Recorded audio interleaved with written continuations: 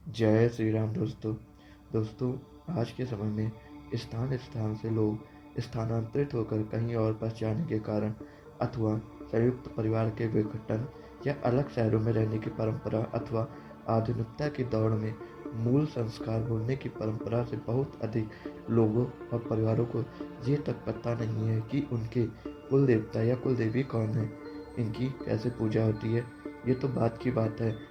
ऐसे में जब ये लोग समस्याओं में घिरते हैं, पतन को प्राप्त होते हैं, परिवार खराब होने लगता है, तब खोज शुरू होती है कारण की, और तब कुल देवी देवता की याद आती है जो इन्हें नहीं पता होता। भारतीय परंपरा में कुल देवता एक अहम कड़ी होते हैं, क्योंकि यहाँ साकार इष्ट की पूजा होती है, और साकार इष्ट का मतलब है गुण विशेष की ऊर्जा शक्ति की उपासना। इस शक्ति तक पहुँचने के लिए कुल देवी देवता की आवश्यकता होती है, जबकि दूसरे धर्म और देशों में भिन्न भिन्न गुणों के शक्तियों की ही परिकल्पना नहीं है, इसलिए वहाँ कुल देवता आदि का भी मान्यता नहीं है। सनातन धर्म अत्यंत विकसित रहा है, जहाँ हर क्रिया के पीछे गहन विज्ञान रहा है। तो कुल देवी, पुत्र, पितृ, वैदिक ज्योतिष, साकार इष्ट परिकल्पना, विभिन्न धार्मिक क्रियाएं सनातन ब्रह्मांडीय सूत्रों पर आधारित विज्ञान है, जिन्होंने हमें वह उन्नति दी है जिससे संपूर्ण विश्व ईर्ष्या करता रहा है। आज फिर देश उठ रहा है, जबकि इसका हजारों वर्ष शोषण हुआ। इन ब्रह्मांडीय सूत्रों पर ऊर्जा का उपयोग होता है जो मनुष्य को सुखी और संतुष्ट बनाते हैं। कुल देवी देवता इन सूत्रों की एक कड़ी है, जिन्हें आधुनिक लोग भूल गए हैं।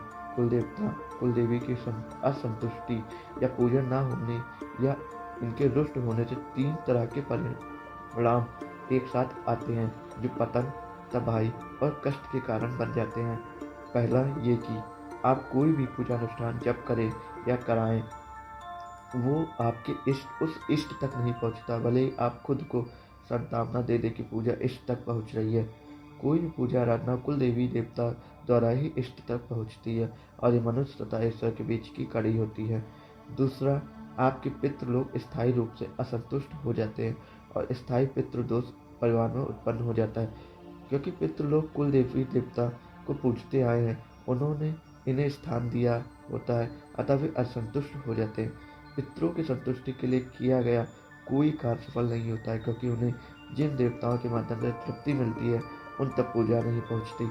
तीसरा परिणाम कुल देवता की रुष्टता या अनुपस्थिति से ये आता है कि परिवार और शक्तियों की सुरक्षा समाप्त हो जाती है, जिससे कोई भी नकारात्मक ऊर्जा, हानिकारक शक्ति, तांत्रिक विचार, क्रिया कराया, टोना टोटका, बाधा आदि सीधे परिवार और लोगों को प्रभावित करने लगता है।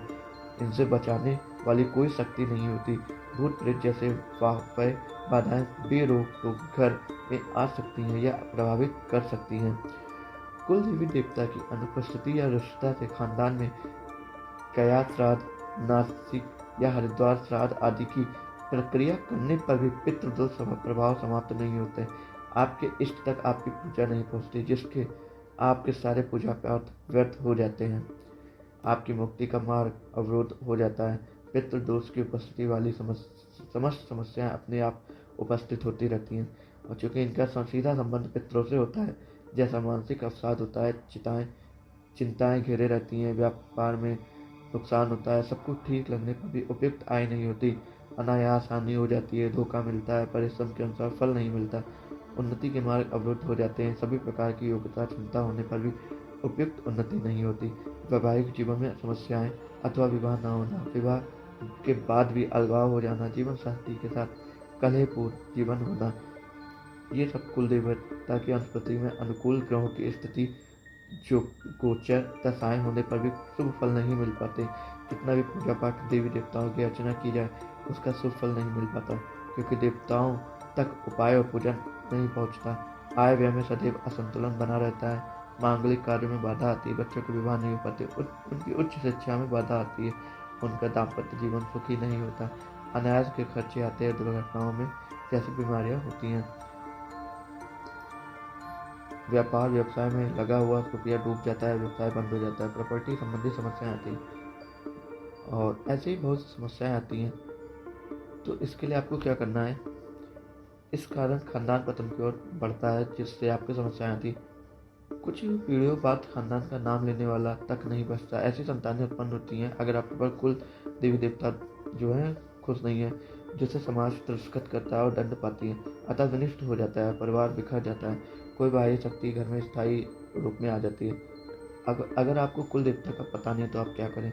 कुल देवता का यदि पता हो तो संपूर्ण पूजन प्रक्रिया परंपरा अनुसार होनी चाहिए, किंतु यदि बहुत कोशिश पर भी उनका पता न लगे तो प्रक्रिया को हल कर सकते हैं, जिससे पालन के कुल देवी देवता पितृ की संतुष्टि होती है और नकारात्मक शक्तियाँ हटती हैं। ये प्रक्रिया एक साथ तीनों क्षेत्रों में कार्य करती है, क्योंकि तीनों तरह की समस्याएं एक दूसरे से जुड़ी होती है। इसमें प्रथमतः कुल देवता और देवी दोनों की स्थापना आवश्यक होती है, क्योंकि ये पता नहीं होता कि खानदान की कुल देवी देवता की परंपरा क्या रही है और कौन थे। इसके लिए 2 चांदी की सुपारियाँ बनवानी होती हैं, जिसमें एक पर मौली या कलावे के 3 घेरे बना उन्हें कुल देवता के रूप में स्थापित किया जाता है और दूसरे सुपारियों को मौली या कलावे से पूर्ण रूप से ढक के उन्हें कुल देवी के रूप में स्थापित किया जाता है। तत्कालिक रूप से इनकी पूजा विधिवत कर इन्हें अपने कुलानुसार भोज्य आदि पदार्थ प्रदान किया जाता है और इन्हें किसी डिब्बी में आदि में अगले दिन रख दिया जाता है। मूल पूजा हर नवरात्र में की होती है। ये प्रक्रिया 2 चरण की होती है, जिसमें कुल देवता की या देवी की स्थापना एक साथ ऐसी ऊर्जा की स्थापना करनी होती है जो कुल देवी देवता की शक्ति को बढ़ाए और नकारात्मक ऊर्जा को हटाए। इसके लिए एक डिब्बी जिसे दिव्य ऊर्जा कहते हैं उसकी स्थापना की जाती है। तो अगर आपको वीडियो अच्छी लगी तो इसके शेयर जरूर करें, कमेंट में हर हर महादेव जरूर लिखें।